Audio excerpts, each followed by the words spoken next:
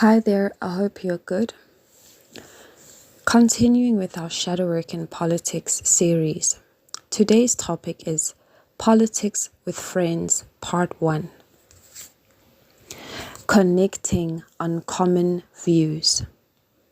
So, our shadow, or one's shadow, is the unconscious aspects of the self which are unintegrated because they are oftentimes rejected, neglected, and dismissed due to the societal conditioning on what is considered to be acceptable and unacceptable in a person. Your shadow is still you, just the rejected aspects of you.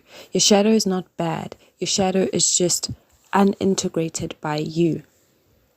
So, going back to our topic for today, politics with friends. Oftentimes, if you want to make friends, you stay away from discussing politics. That's just a rule of thumb, and that's how most people get by. If I had to quiz you today on your friends' politics, you don't know their politics. Even people you've been friends with for a very long time. You may know perhaps the political party that they allege to vote for, right? Because you don't even know that for sure. But you don't actually know what their true political views are. You may know a few hot button topics that society has manipulated us to focus on. And it also means that there are a lot of topics that we don't focus on because we don't deem them as important. But who decides this? It's the people we give power to make those decisions for us. And the more unconscious we are about our role in that, the more rampant that will carry on being abused, or the abuse of that will be more rampant because we choose to not integrate it and become more conscious of the fact that we give politicians power. They are our servants. So what they are doing, it's because we are allowing it as a citizen.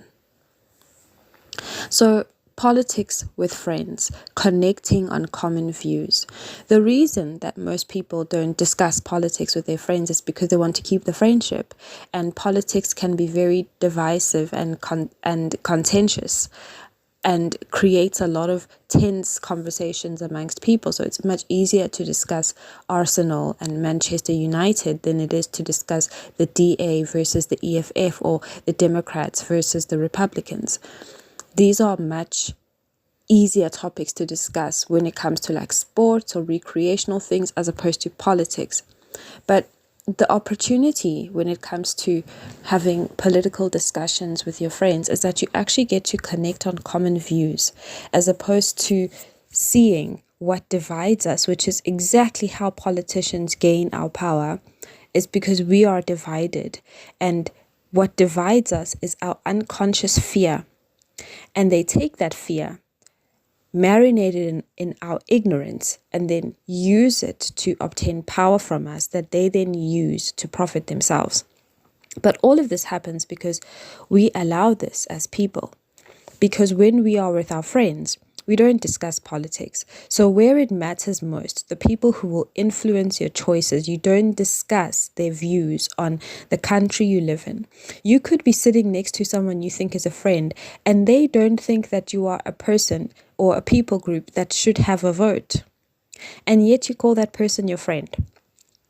They could be sitting there thinking that there are certain things about your body that you should not have the right to decide. And yet they are your friend.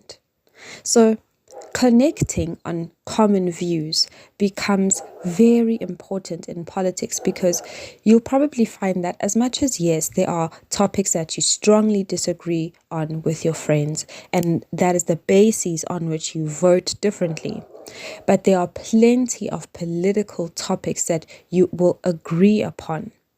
That the fundamental nature of human rights, perhaps, the fundamental nature of protecting vulnerable peoples, the fundamental nature of service delivery to all on a certain level, to a certain basic standard, standards of safety, issues of crime.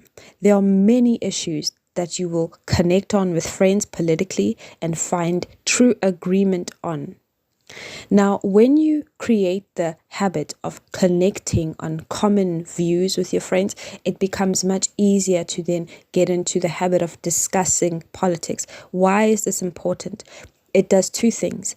It reduces the fear stigma when it comes to politics, and it also reduces your personal ignorance when you allow yourself to actually have normal discussions with people on their views, because you don't know their views and you don't know what has shaped their views.